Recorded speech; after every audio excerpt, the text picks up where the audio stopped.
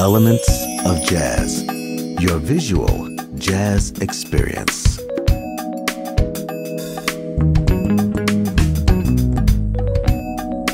A gentleman who's going to be here a little bit later on this summer doing an incredible benefit program right here on the same stage for High Hopes. Our good buddy Eric Marienthal. And Eric's been doing that for so many years, giving of his time and his energy and his talents, and we're so honored to have him in the house.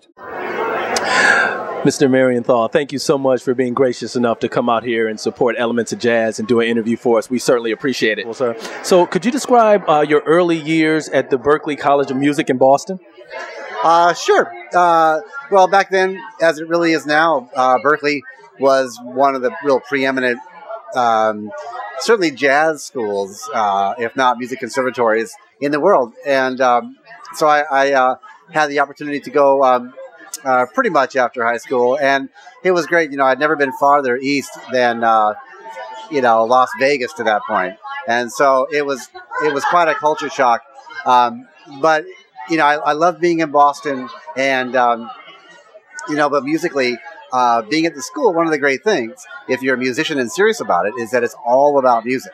And so not only is there a great faculty there, but all the students who were there from around the world. There were about 3,000 students, and we got to play together and have jam sessions every night and put bands together and rehearse all the time. And just kind of, there was a competition certainly, but more, there was really a community and a brotherhood. And it was just a great experience all around.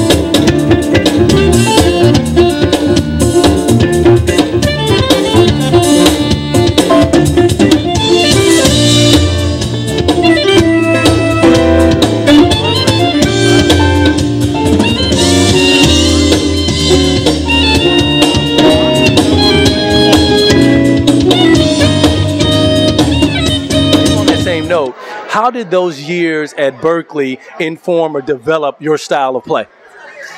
Well, especially back then, you have to, I think, as a musician who plays, I do a lot of studio work. And so I play a lot of different kinds of music on records or TV or film. But a lot of improvisational music and jazz music comes from, the roots of jazz, Miles and Coltrane and Dizzy. And so one of the great things about being at Berklee was that music was very much in the foreground, and so we studied that music, bebop music, and traditional jazz. In my case, primarily, and so it really was a natural progression when I, started making my own records and playing with the various people that I played with and learned from. That my roots were firmly in place, and I really do attribute that to having gone to Berklee.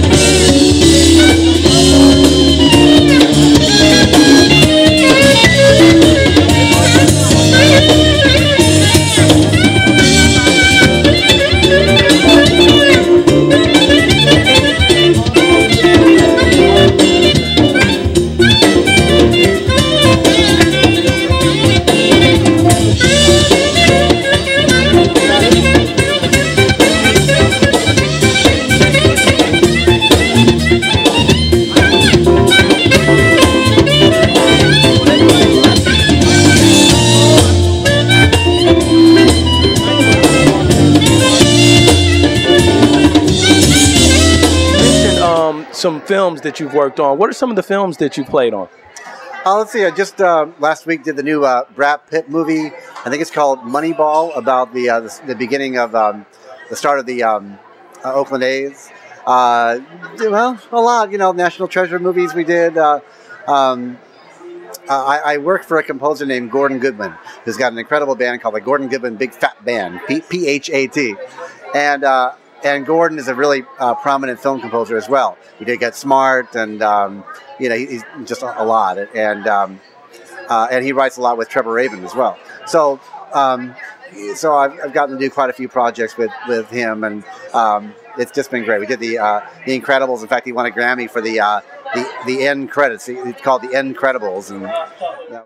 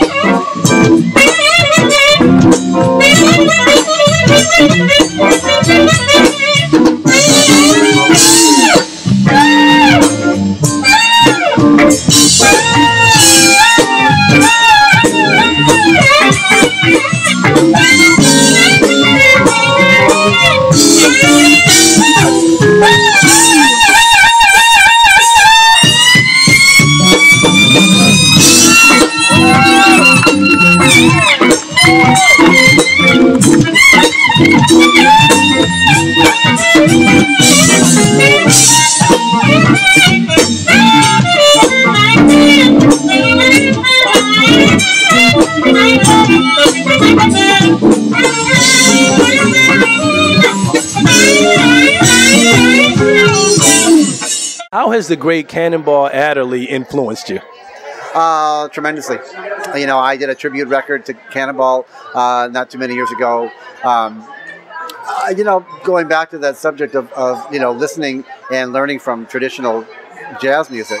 You know, there's a lot. Obviously, there's a huge library of music to listen to. But for me, of course, being a saxophone player, it made quite an impression on me. But Cannonball's, you know, vibe and his heart and his happiness really came through so much in his music. You can't listen to Cannonball and not smile.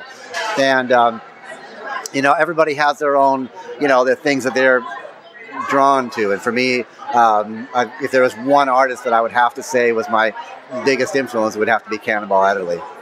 Well, you know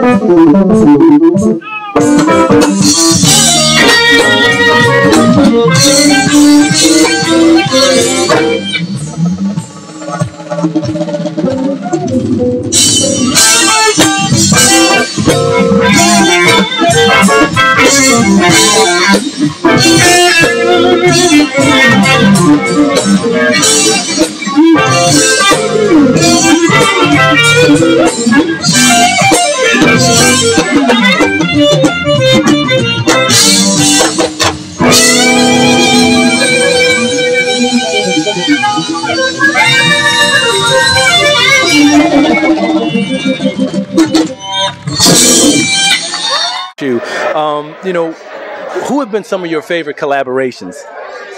Well, the person I'm playing with tonight, Jeff Lorber, he's produced 3 or 4, I've lost count, you know, probably a good, you know, 4 records plus a few pieces here and there. We've written 1 million tunes together. You know, his music has been a great, you know, influence to me. I, you know, played for the last 25 years with Chick Corea and the Chick Corea Electric Band. You know, Chick is one of the great, what can you say? One of the great musicians of you know, of our time, quite frankly. In fact, his I hope he doesn't mind me saying this, but his 70th birthday was just a couple of weeks ago, and I talked to him. I called him on his birthday, and I said, "So are you gonna take it easy a little bit?" He goes, "No, you know, tomorrow we start rehearsing for my next the Return to Forever reunion tour. It's a 4-month 70 concert tour, you know, all over the world." And I said, "Man, are you feeling tired of it?" He goes, "No, it's all about the music. I can't even imagine not playing." And he just gets, you know, energized by it, and you know, good for him, that's for sure.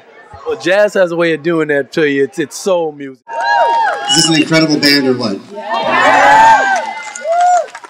Like Paul mentioned before, it is a real honor and blessing to be able to play really with one of the true legends and originators of fusion jazz music in person right here, Mr. Jeff Lorber.